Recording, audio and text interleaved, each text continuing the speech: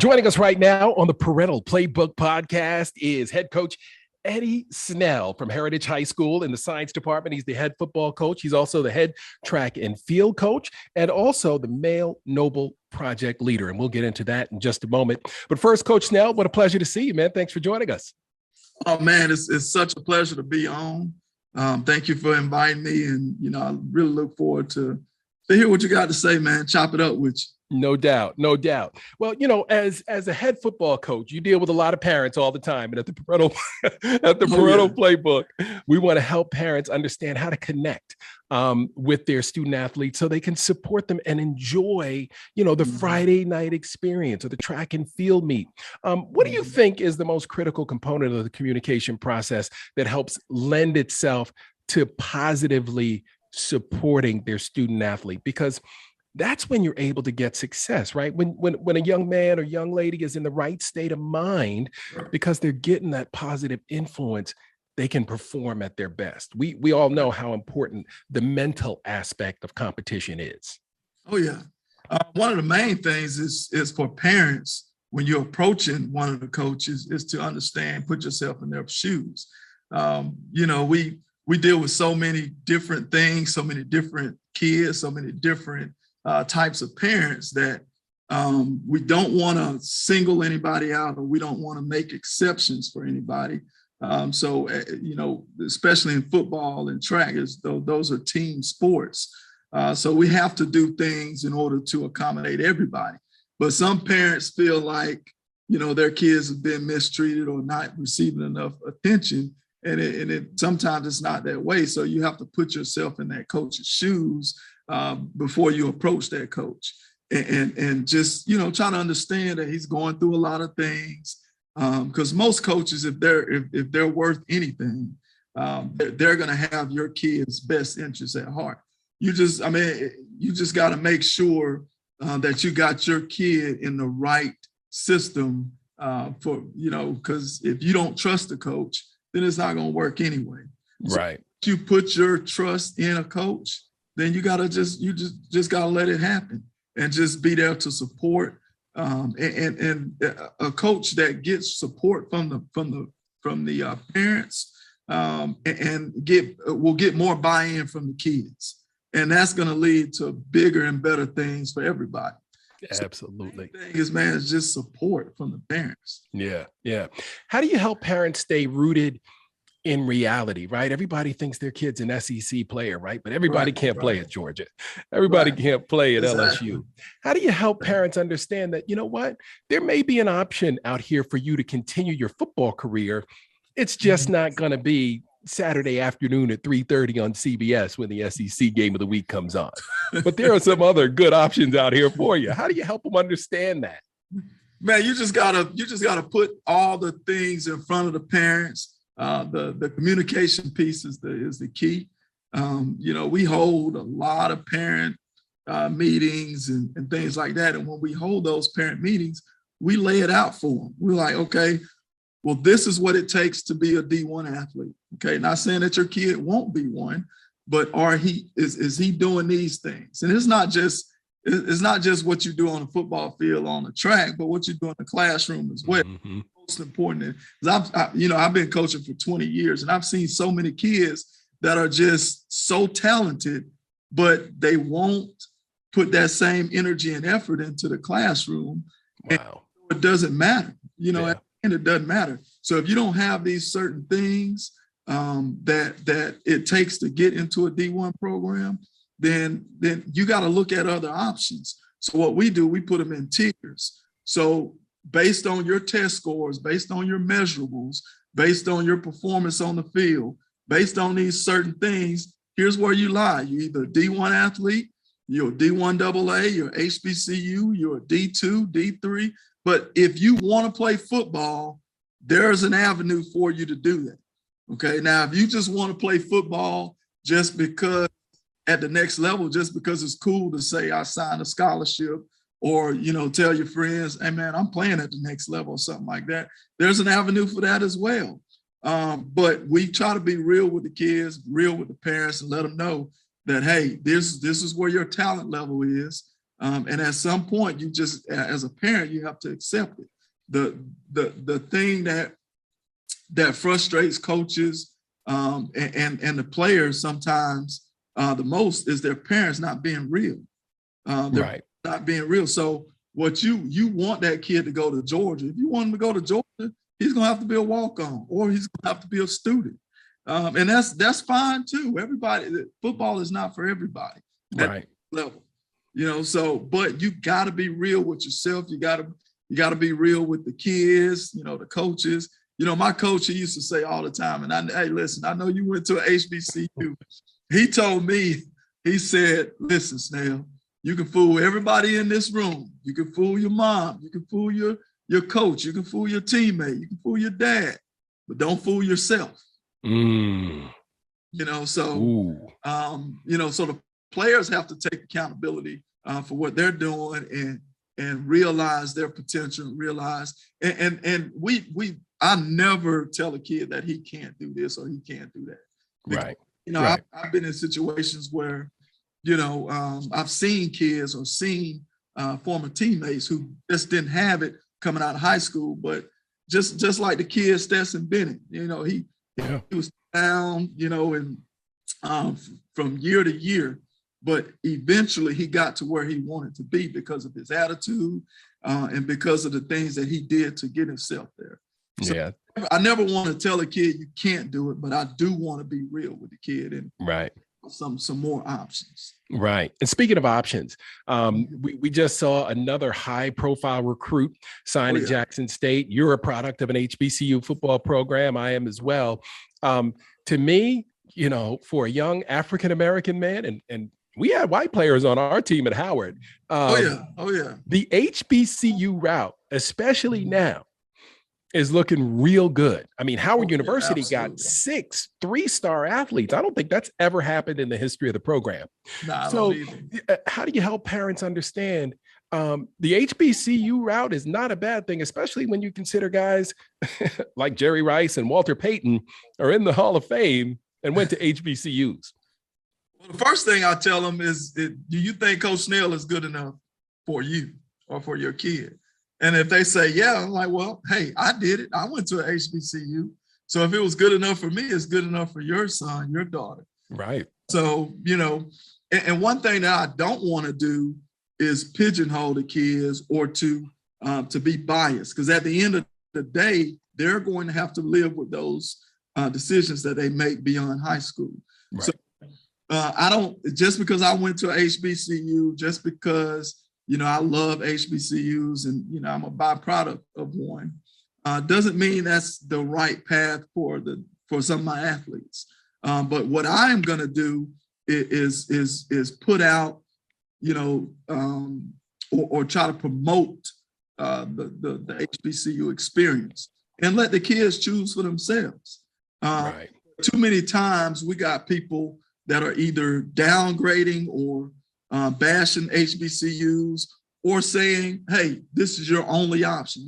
If you're not going to HBCU, then you're not this, you're not that, you're not. No, because at the end of the day, if my son or my daughter was placed in a position where he had a whole bunch of options, I don't want him to feel pressure from me or anybody else to feel like you got a burden of a whole race of people to one of these HBCUs. Right. I'd love for you to do that. I'm going to encourage you to.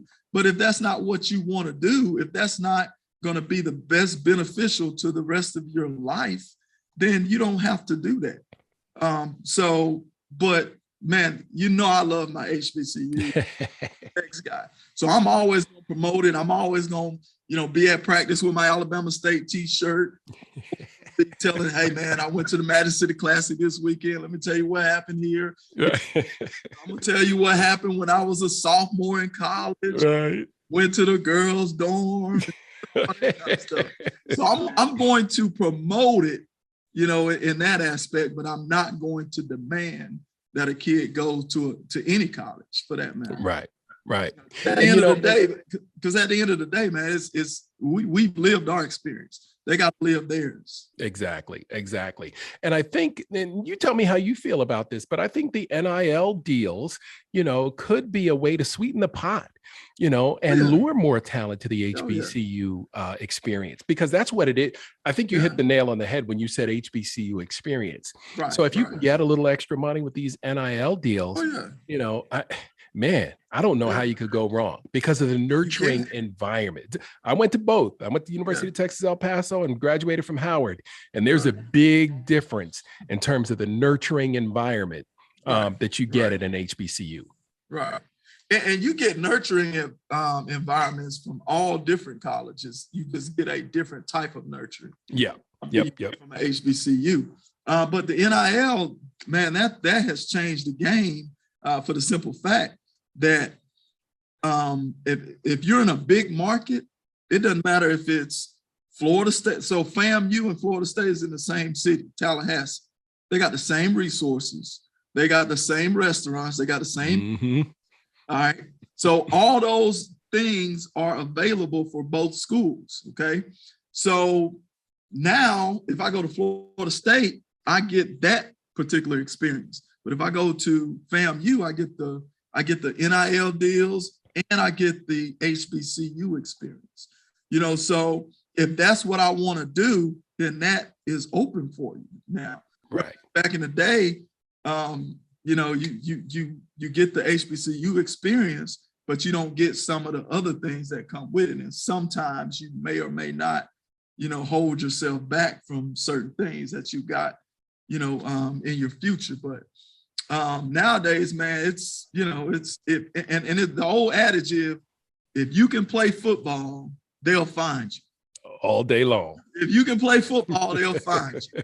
I mean, if you play football for a certain amount of time, or if you've been in the business for as long as I have and some of these other coaches at the next level, they turn on the tape, they're going to see, all right, this guy belongs with us. No matter what level you're at, if you're D1, D2, D3, it doesn't matter. If I look on the tape and you pop out, I'm going to further investigate it. But now, because of the NIL, then all those things, are available. So these kids can go to these different schools now. Right. The parity is about to increase. Yes, absolutely. I don't know if you caught the HBCU classic basketball game with Howard and Notre Dame, but Notre Dame beat them by a 3-point field goal. 3 points, yeah. Yeah. So had a chance to win at the buzzer. I was actually absolutely in LA Fitness when I was supposed to be on with you. And then I was watching it on the treadmill. So man, that was an awesome game too. Yeah, it was. Yeah, it was. Howard showed out, but it just goes to show you that you can find talent anywhere, and with the way kids are training now, I don't know if it matters that much where you go, because like you said, they'll find you. They will find you. And when you go to like Travis Hunter, the kid from Collins Hill here in Metro Atlanta, I mean, who wouldn't want to be coached by the best to ever do it? We could argue Deion Sanders versus, some of the other historically great cornerbacks, but wow, I mean, you can't get much better than Coach Prime when it comes to coaching DBs. Exactly. And my alma mater, Alabama State, just hired Eddie Robinson, who was a former NFL football player. He's an alumnus of Alabama State. Great guy. I was on the phone with him yesterday. Man, he's starting to bring that credibility back to Alabama State with just his presence. So what Deion did, man, he made it cool and he's not even, he went to Florida State, so he's not an HBCU alum. Right. But what he did see was an opportunity to raise up a whole section of the country that some people didn't even know about. Right. And so now people are starting to recognize HBCUs just based on, some of the things that he's done. So now you got Grambling, who has what was the NFL coach? Hugh Jackson. Hugh Jackson. Mm-hmm. So all these different schools, that's starting to sort of become a trend. And so I think Deion has been a pioneer in that aspect. and just letting people who normally wouldn't even know about an HBCU, just letting them into our living rooms. Right. And right. that's something that's that's something that's gonna increase the awareness of HBCUs, and also is going to increase the value of the HBCU. Absolutely. Well, think about it. You got Deion Sanders and Nick Saban in a commercial together. Right, head coach at Alabama, head coach at Jackson State. Right. And, doesn't get much better than that. You don't get much more visibility than being next to one of the all-time goats when it comes to coaching, So what? On the Aflac commercials is what you're talking about. Yeah. Did you see the bands that were out there? Absolutely. So my wife was like, hey, is that Jackson State's band? I was like, I don't know about that. They got Powder Blue. I think Jackson State. I should know what Jackson State band looks like. Right. Was on the field, they started playing because we couldn't stop them. And but yeah, that's something that now people are starting to get on Google, get on YouTube, look at not just the football team, they're starting to look at the band. So look at what the band does. So Deion has brought that experience not just to the football team, but to all parts of the university. Yeah. And I think, you talked about Alabama State and getting Coach Robinson back there. I think one thing that people will be surprised about is, the facilities. You guys have an amazing stadium there at Alabama. I got off the highway. We were driving in New Orleans. I got off the highway to go look at it because I didn't know you guys had done that. Man, I'm glad you mentioned that. Yeah. When I first, So I was away from campus for about a couple of months when they first started all the renovations. Mm-hmm. Came back on for, I think, a game or something like that. I'm always coming back to Alabama State. They can't get away. But I came back and I saw these new buildings and saw the new stadium. And I'm like, man, it looks like somebody stole a credit card. Man, it's awesome. But what? When I was, and it's a funny story. When I was getting recruited by Alabama State, they said, Snell, by your sophomore year, we'll have a brand new stadium for you. I was like, oh yes. Now this was in 1996. Right. That stadium was built in 2014. It's a little bit past my sophomore year. Just a bit. But exactly. But they came through with the promise. Yeah, they did. They did. And man, everything looks good, man. So it looks great. That's an option for these athletes that they don't even know about. Because some of my kids are like, Alabama State. I don't know, man. I was like, have you been on campus? Right. On campus, they come back like, Coach Snell, you was right. This place is amazing. Right. And it's not just Alabama State, it's all over the, land. There's so many opportunities out there. Oh, yeah. So many. Well, Coach Snell, this has been enlightening. Thank you so much for your honesty, your insight, and sharing your thoughts on parenting high-level athletes and the coaching perspective and giving parents some inside tips on how to deal with coaches and support their young person at the same time. And because, again, we know how important the mental aspect of the game is. And it's not just the sport. You got to excel in the classroom too, because you may not get a chance to go pro in your sport, but you're definitely going to go pro, in some sort of activity, right? Whether it's in accounting or whether it's teaching or whether it's television news, you're going to have to go pro at something at some point. So you need those grades. Yeah. And you're going to have to get out your parents' basement. No doubt. So you're going to have to do something. No doubt. Coach Eddie Snell from Heritage High. Thank you so much for appearing on the Parental Playbook podcast, Coach. Okay. Thank you.